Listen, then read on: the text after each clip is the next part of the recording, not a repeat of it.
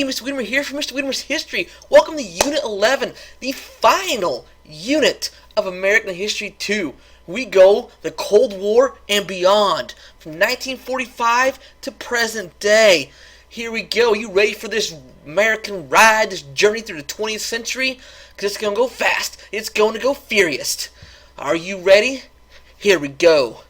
Unit 11, objective. You guys be able to describe the second half of the 20th century America by analyzing major events and people of the 20th century. Alright, 11.1, we're going to talk about Cold War in the 1950s. You guys be able to describe life in the 50s by analyzing the Cold War, Korean War, and the affluent society.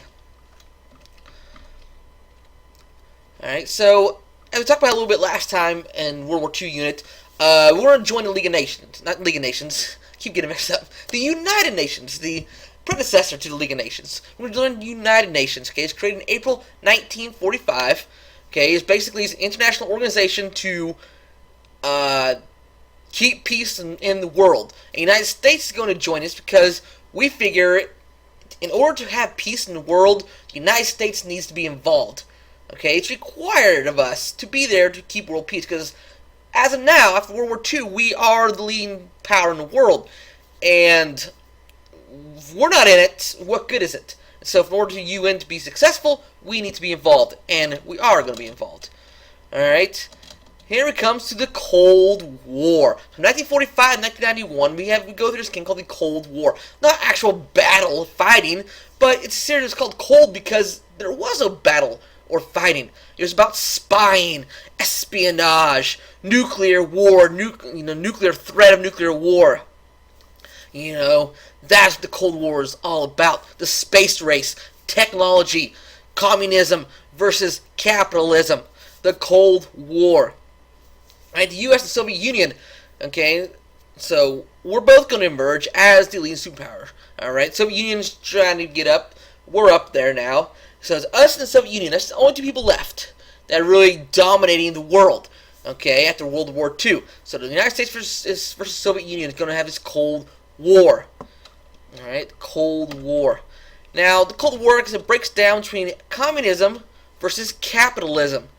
Okay, United States is capitalism. USSR is communism. Alright, and so the Soviet Union began to take control of almost all of Eastern Europe after World War II. They just kept grabbing land after World War II and putting that underneath communist rule. Okay, remember, the Soviet Union became communist, became the Soviet Union in 1917 with the Bolshevik Revolution. Alright, and now they're back, they're just in full force right now. Alright, so leaders of the free world believe that the USSR plan on spreading communism all over the world. Alright, communism, system in which society as a whole owns and controls property and means of production. That means there's no free enterprise. You can't just go and start your own business and become rich on your own. No, the government's going to control everything. Everything's equal. A classless society. Okay? Marxism is another name for it. Alright? The Iron Curtain. Winston Churchill christened the Iron Curtain in Fulton, Missouri. One of his speeches, the famous Iron Curtain speech. Basically, Soviet Union is going to establish communist satellite states all over Eastern Europe, and it's basically like a wall. Okay, here's the world, here's Western Europe, and all of a sudden, boom, it hits the curtain. All right, and the rest is all communist. Okay, you got freedom to the west, commies to the east, and a curtain in between. It's impregnable. All right, the Iron Curtain. As you see here, here's the territory of the Soviet Union. You're just going to eat up all this territory. Germany was divided between West and East Germany. East Germany is communist, and it's going to just eat up all this, and these are all going to become Soviet satellite states, and they're all going to be communist. Alright, Truman, he believed the U.S. had stopped communist expansion, so we're going to join together and create Nato. Okay? An attack against one is considered an attack against all. It's called collective security. Okay, we're going to create Nato out of the free nations of the world, of Europe, U.S. and Canada.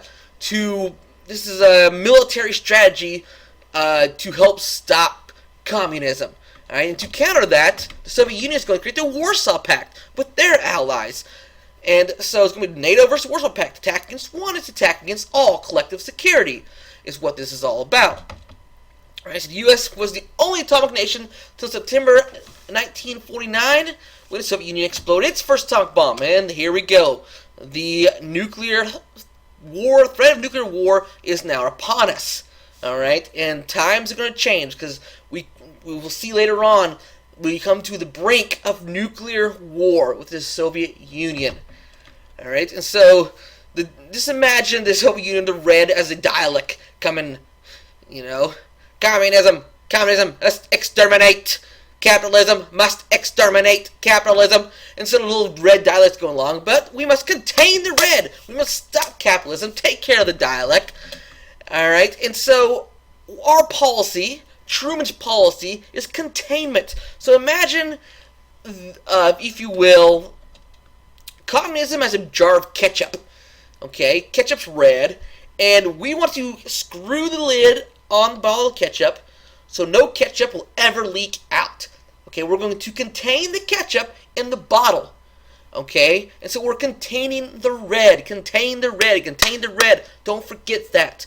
Okay, that's going to be a basis for the foreign policy of the 20th century America from World War II until 1991. Containing communism. No matter what we do foreign policy-wise, it's all about stopping the spread of communism. Containing communism. All right. Then Truman Doctrine. Truman's going to send aid to Greece and Turkey to help prevent communism in the area. Okay, if we boost up their policies, make them more democratic, and show support for them, they're less likely to become communist. All right, to supersede the Monroe Doctrine, shifting the U.S. away from peace and isolation, we're going to be starting to get involved in a lot of world affairs.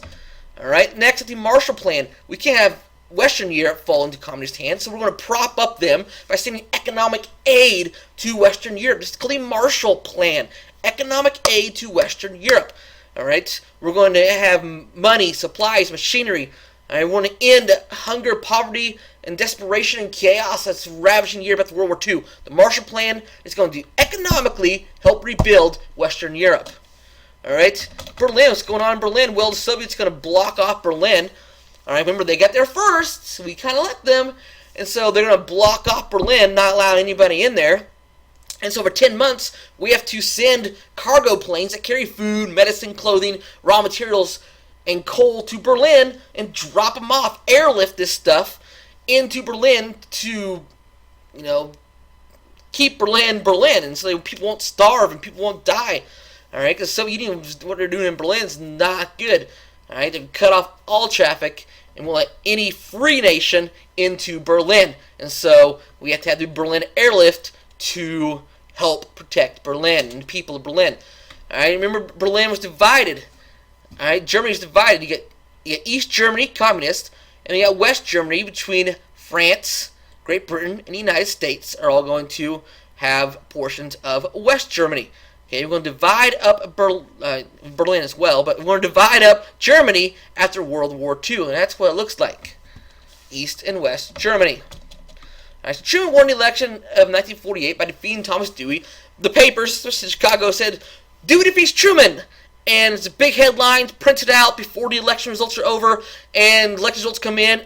Oops, my bad. Truman actually won. So a very famous picture of Truman holding up the newspaper says, "Dewey defeats Truman," but, actually won. Alright, and so Truman's going to create the Fair Deal. We're going to return and expand Roosevelt's New Deal policies, so we're going to expand big government. Alright. Quick review. Cold War began. USSR, United States chief foreign policy was contain the red. U.S. joined UN. NATO was formed as a military pact. Truman Doctrine, Marshall Plan to aid Europe to help prevent communism.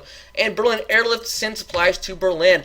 Alright, 1950s America, time of prosperity, time of affluency. Things are going well. The rise of the middle class. We have more money flowing into the economy. Alright, so 1950s America's changed dramatically. Okay, the television. Alright, it was a big part of the 1950s. And it was just a booming society, economic growth.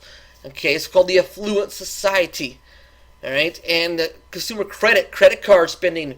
This is kind of equivalent to the 1950s, kind of like with the 1920s. Alright, very similar here. Alright, materialism very prevalent. People going to move from the cities to suburb. Alright, poverty in the cities grew with loss of population and tax dollars. That's why we have your poor impoverished inner cities began in the 1950s that you see today in America. All right, the big thing, interstate highway system. The automobile is going to shape America. Eisenhower's over there, sees the Autobahn in Germany, says, I want that in the United States. Comes president, commissions it, and creates the Federal Highway Act, which creates the interstate highways, which change America forever. No longer are we going to rely on mass transportation, but we're going to have individual freedom to go where we want to go with the automobile. All right, as you see, with the expansion of the automobile, expansion of the highways, this is how the cities turned out. Your business district inside, inner cities, you're poor, and then all of a sudden the rise in middle class, people are moving out to the suburbs. Moving out to the suburbs. From the inner city, moving out to the suburbs. Thanks to the automobile and the Highway Act. Interstate was originally a military strategy, so we can mobilize the troops at any time. And now it's just, that's where you go. You're driving somewhere, there's always an interstate nearby. Alright, 1959, 2 new states are added to the Union, Alaska and Hawaii. Alright, then we're going to create the GI Bill. We're going to provide economic aid to veterans. We're going to get them to help establish businesses, buy homes, attend college. We're going to help the veterans from World War II get into society, and this really, booms society. All right, hence the baby boom, massive population growth because of all the delayed marriages during World War II. Everybody's come back from war, all right, and they're going to start skiddly pooping and creating babies, and voila, you have a baby boom. All right, 1946 to 1964, the baby boom. Now the boomers are growing up, they're retiring, and putting a strain on our Social Security, strain on our retirement, and we're really feeling the effects of a baby boom right now here in America. All right, so the baby boom. All right, so after the Soviets successfully tested the H-bomb, many Americans are scared. We gotta duck, and cover. Okay, a nuclear attack. Siren's going off. You gotta duck and cover under your desk. Alright? Because that's going to protect you from a nuclear explosion.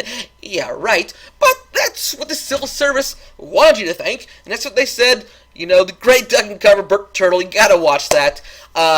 It's all about ducking and cover. Protect yourself when you see the flash of an atomic bomb. The Soviets could strike at any time. And so families are going to build fallout shelters. Alright? We're scared to death of a nuclear attack. Okay? Duck and cover drills, nuclear drills. We're scared to death of being attacked by nuclear weapons by the Soviet Union. They have it now. They're going to use it. We're scared to death of it. Alright? And then McCarthyism. We're also scared to death of communism. Alright? And none greater than Joseph McCarthy, who, his job, he's going to single-handedly try to rid America of communism. Whether you're actors, whether you're politicians, doesn't matter who you are. If you're a communist, you're out of here. And are you or have you ever been a member of the Communist Party? Alright? This fear drove people crazy. This is called the Second Red Scare. We're scared of communism. Alright? So the Republicans suspect people might be communist sympathizers, spies, the government, professors. What? We can't have this. McCarthy's going on a witch hunt and it's accusing people left and right of being communists. Alright? Okay, prove it. Prove Joe Schmo's a communist. I can't do that. But he can have a list. These are all communists. Right here. Alright? And he has his list up, but he can't prove it. Alright? The results very little communism. He made him look like a fool and a tyrannical man. He was never able to become president like he wanted to because of this. These McCarthyism witch hunts to fear of communism. Alright, so then the Soviets are going to launch Sputnik in 1957. Alright, this started a space race. We are going to go to space. Alright, and we're going to NASA forms, and we're going to pump money into science education and get people interested and kids interested in going to space. Eisenhower Doctrine, alright, to use military force to defend Middle Eastern countries and stop communism. Alright, how are we going to stop communism? Well, Korea War is going to come along, and we need to help stop that. So we're going to join the UN and help stop Korea from becoming communists. Okay, we're going to stop. We can't have communists running rampant in the world. So to stop communism, we're going to do that, and it's called the Korean War. Alright, so President Truman sent troops led by MacArthur, and it went to a stalemate. 38th parallels where we stopped. Conflict showed the U.S. would willingly fight to stop communist expansion. Alright, lesson review right here, right there. Alright, I'm out of time, guys, so we can't really go over that real quick. So next time, study history.